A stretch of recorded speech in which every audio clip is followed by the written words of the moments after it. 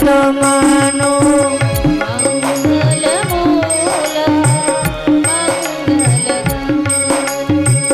मंगल मूलया मंगल दमनो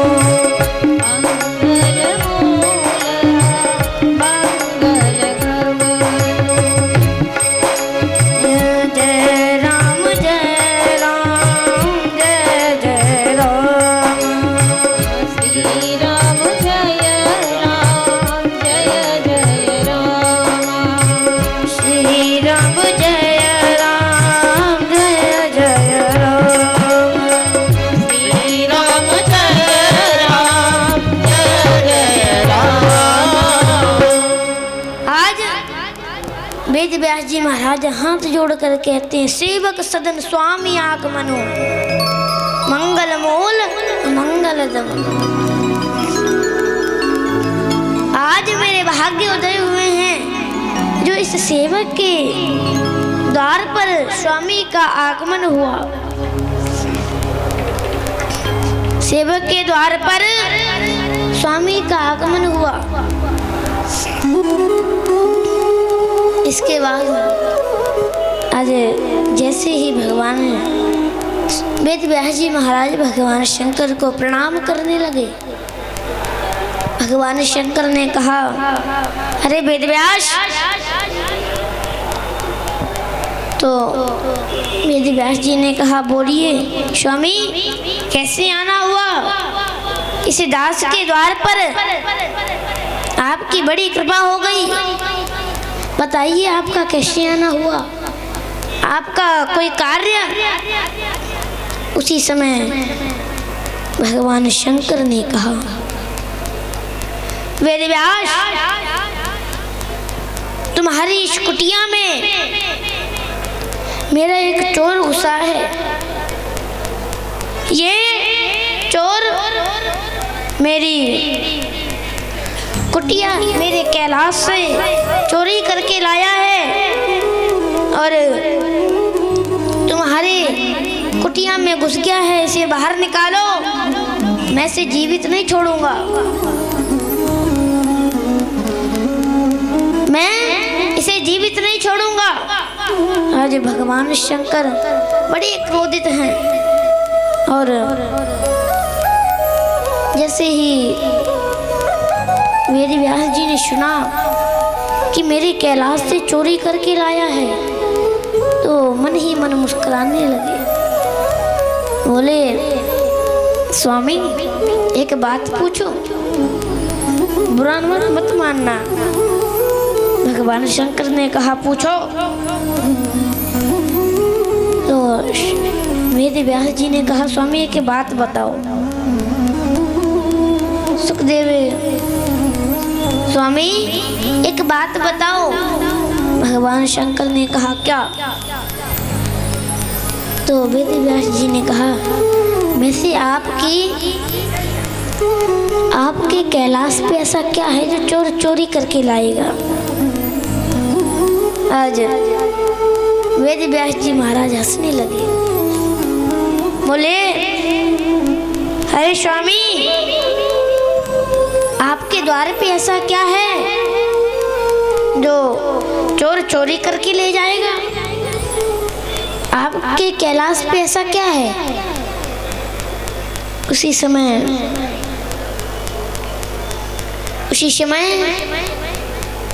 शंकर जी ने कहा कि ये चोर मेरे कैलाश से अमर कथा चुरा कर लाया है। जब वेद व्यास जी ने ये सुना तो और हंसने लगे। मेरे कैलाश से अमर कथा चुरा के लाया है। वेद व्यास जी कहते हैं, वाह स्वामी, अच्छा अगर मैं उसे बाहर निकालूंगा तो आप क्या करोगे? भगवान शंकर ने कहा, तुम उसे बाहर निकालो, मैं उसे जीवित नहीं छोड़ूंगा, यही उसका प्राणांत कर दूंगा इस त्रिशूल से। जैसे ही वेद व्यास जी ने सुना तो बोले, अरे शंकर जी, स्वामी थोड़े अपने दिमाग को शांत कीजिए, इतने क्रोधित मत होइए और एक बार मन में विचार तो कीजिए कि आप कह रहे हो उसने मेरी अमर कथा चुराई है।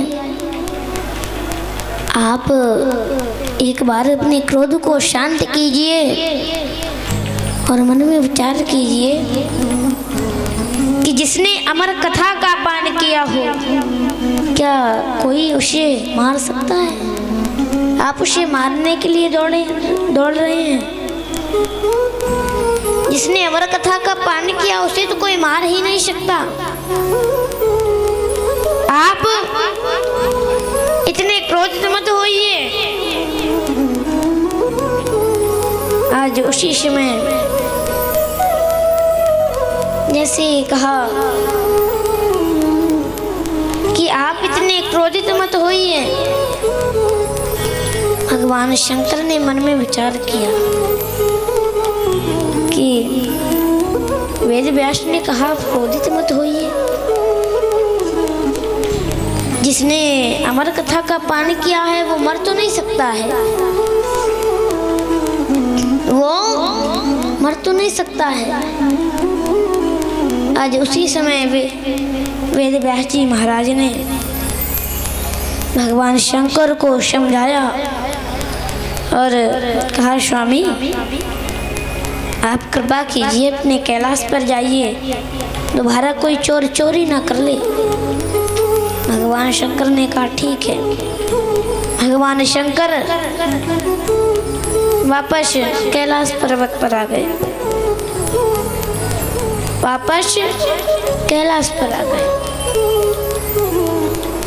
अब इधर वेद व्यास जी कहते हैं, सुखदेव जी से कहते हैं, अरे पुत्र तुम बाहर आ जाओ।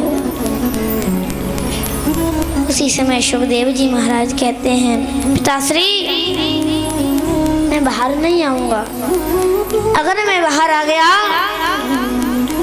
तो आपकी माया, विष्णु की माया मुझे घेर लेगी, इसलिए मैं बाहर नहीं आऊंगा। वेद व्यास जी ने कहा ठीक है। धीरे धीरे समय व्यतीत हुआ। एक दिन फिर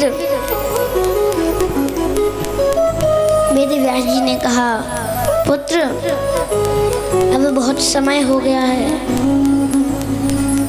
अब तो आप बाहर आ जाओ। जैसे वेद व्यास जी ने कहा तो सुखदेव जी ने मना कर दिया, नहीं पिताश्री मैं बाहर नहीं आऊंगा। धीरे धीरे 1 वर्ष हो गया। जब 1 वर्ष हो गया तो वेद व्यास जी ने कहा, पुत्र अब तो इतना समय हो गया है, अब तो बाहर आ जाओ, तुम्हारी माँ को पीड़ा हो रही है। तो जैसे कहा, सुखदेव जी ने कहा, नहीं पिताश्री अगर मैं बाहर आ गया तो मुझे आपकी माया घेर लेगी, इसलिए मैं बाहर नहीं आऊँगा। आज धीरे धीरे कई वर्ष व्यतीत हो गए। तो एक बार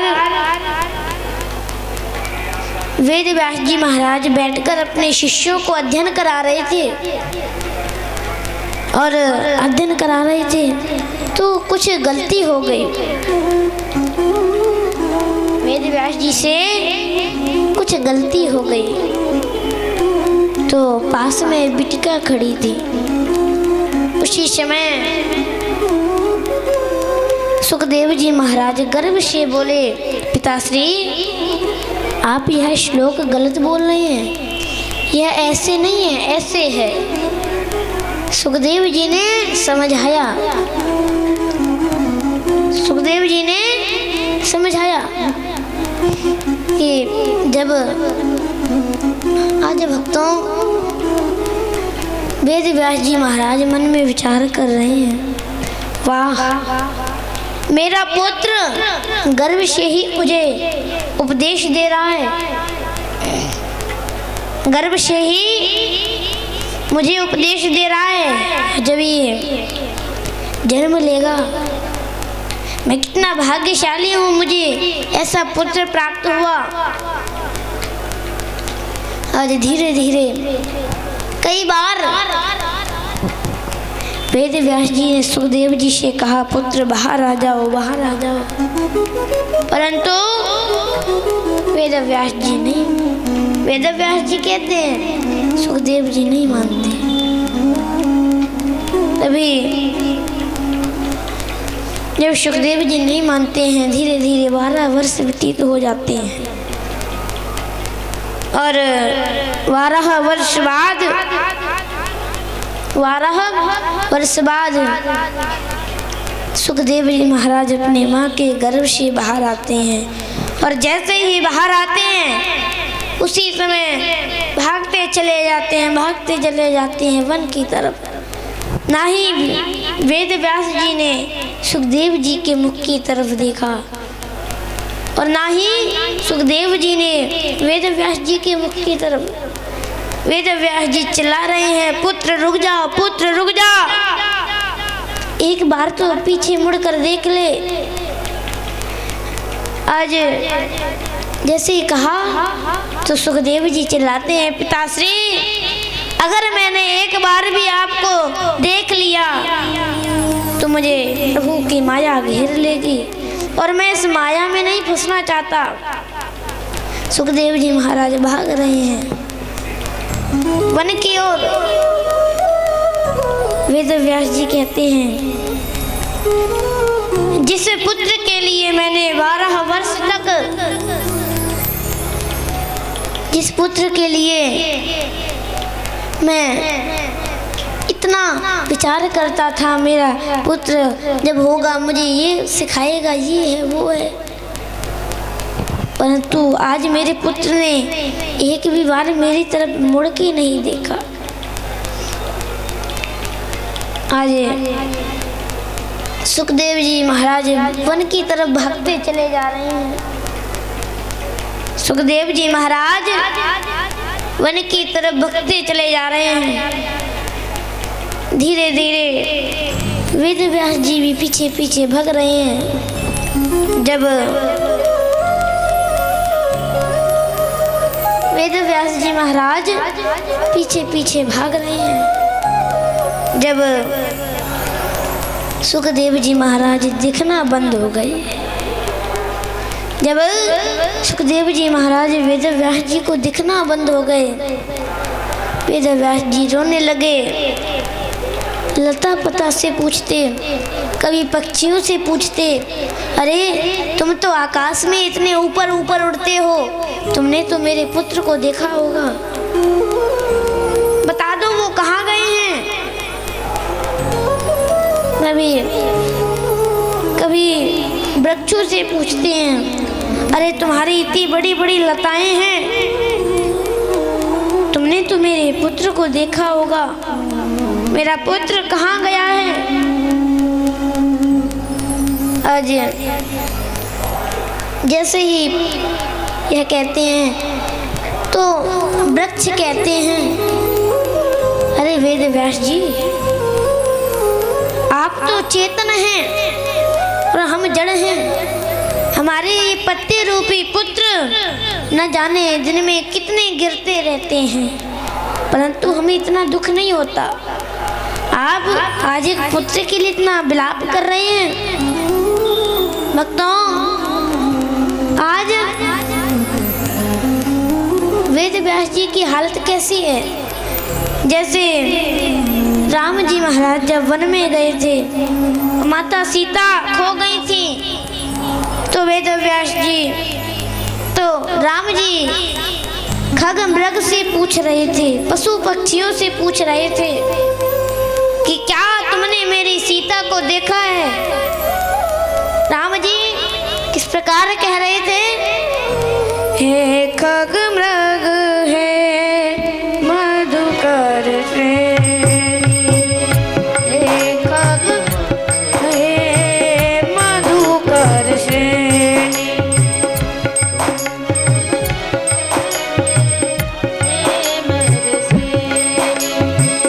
तुम देखी सीता मृग नयनी,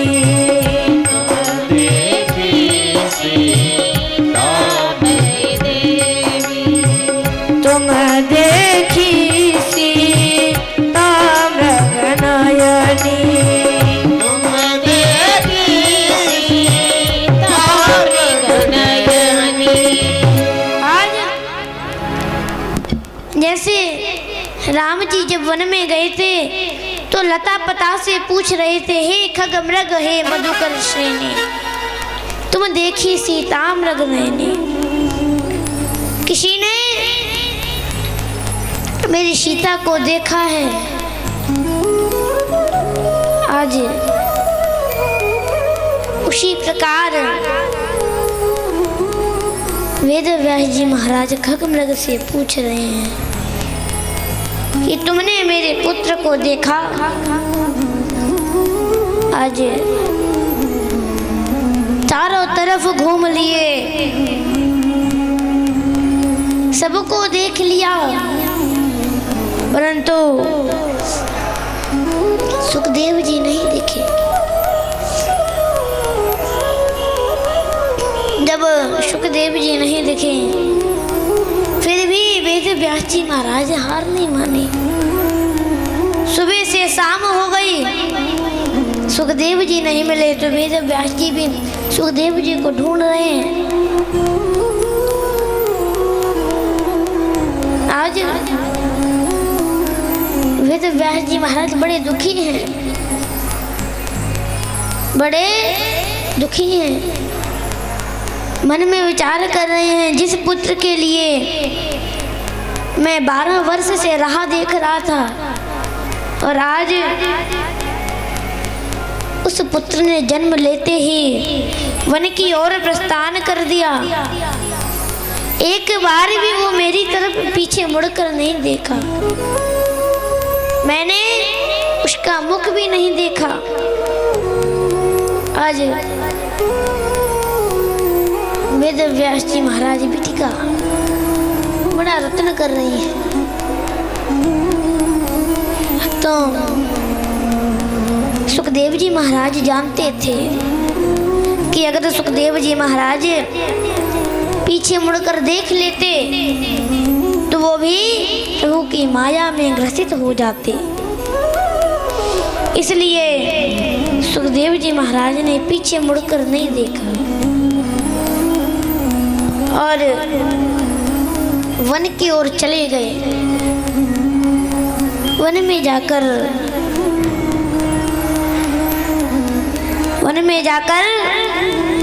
प्रभु का संकीर्तन करने लगे, ध्यान करने लगे।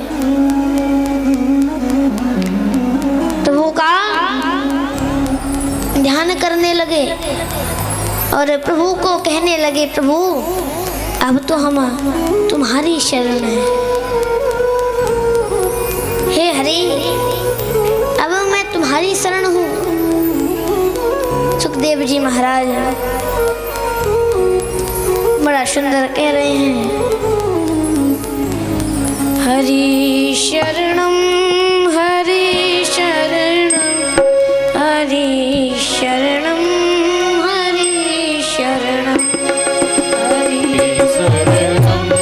हरि शरणम हरि शरणम हरि शरणम हरि शरणम हरि शरणम हरि शरणम हरि शरणम।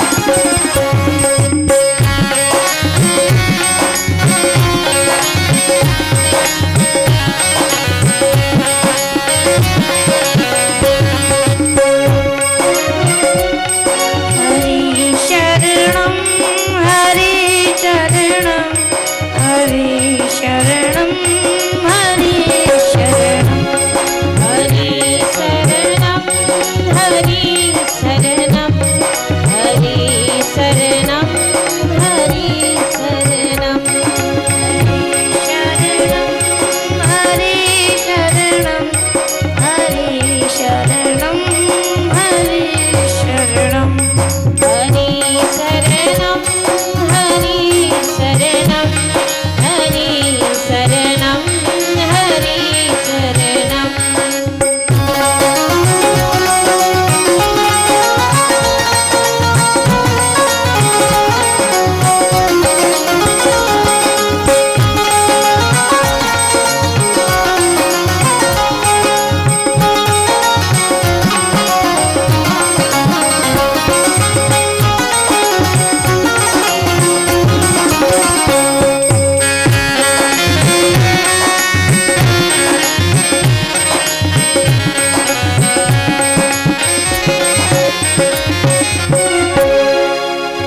आज सुखदेव जी महाराज वन में चले गए और वन में जाकर प्रभु की तपस्या करने लगे। आज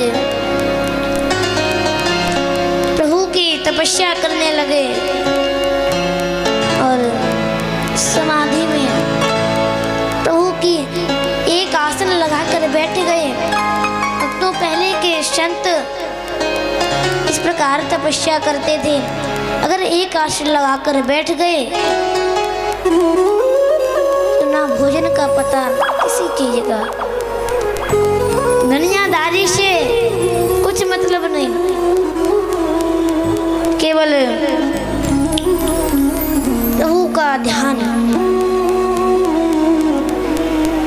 केवल प्रभु का ध्यान करते।